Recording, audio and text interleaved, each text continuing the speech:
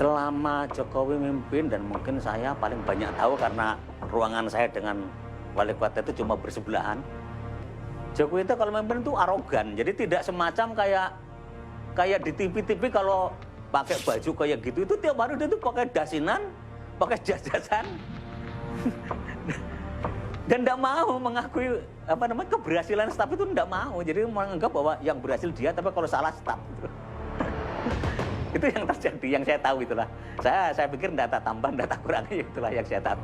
Kan isunya Jokowi tidak terima gaji, Jokowi apalagi itu bohong. Wong Jokowi terima gaji, Bang nyodor kan saya kok yang terima kwitansinya saya kok.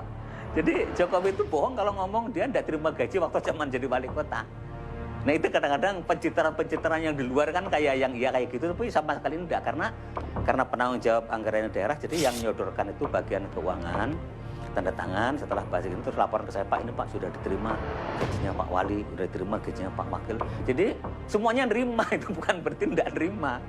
Jadi jangan sampai punya image, wah Jokowi bersih, Jokowi jujur, Jokowi ya kalau saya katakan Jokowi munafik ya. Ada salah satu staf di balai kota, dia nyimpen dana pemerintah, dalam arti dana Pemda di rekening pribadinya. Angka ini justru tahunya saya dari hasil pemeriksaan BPK.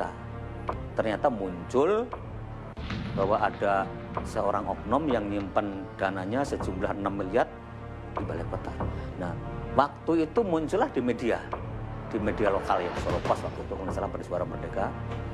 Terus waktu itu, hari itu juga saya sebagai sekretaris daerah Pak Jokowi dan Pak Rudi, wakil wali kota, jadi wali kota dan wakil wali kota.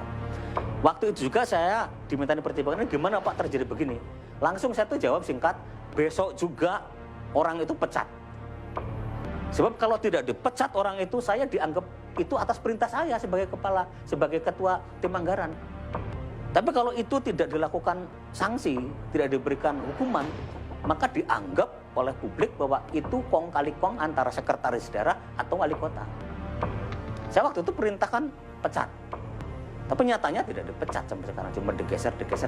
Sehingga saya itu juga ngomong waktu, kalau memang ini tidak diberikan hukuman, itu berarti ini atas izin Anda. Karena saya sebagai penanggung jawab anggarannya, saya merasa didolimi sama anak buah yang kayak gitu. Nah, tapi apa yang dilakukan oleh wali kota sampai sekarang juga ternyata tidak ada hukuman, sehingga saya meyakini bahwa itu pasti atas izin wali kota. Karena mustahil seorang staf nyimpen di rekening pribadi angka sejumlah itu.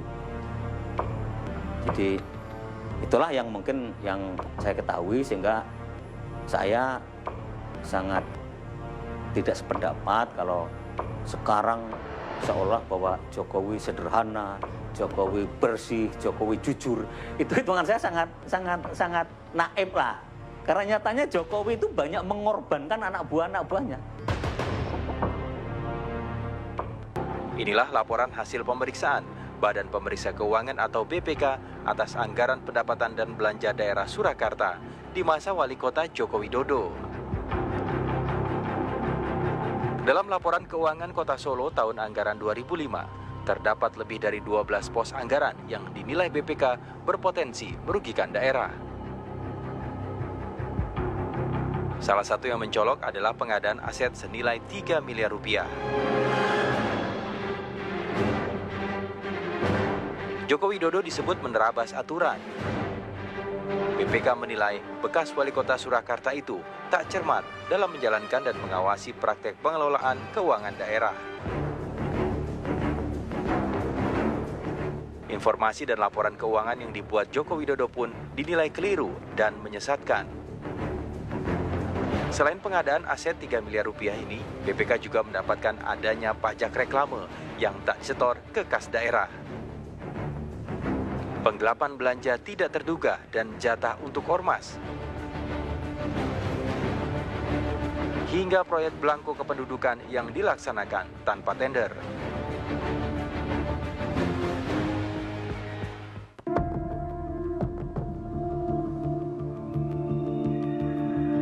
Tidak berbeda dengan hasil pemeriksaan tahun 2005, BPK pun kembali menemukan masalah pada Kas Daerah Solo tahun 2006. Lagi-lagi, Joko Widodo dinilai menerabas sejumlah aturan hingga berpotensi merugikan keuangan daerah.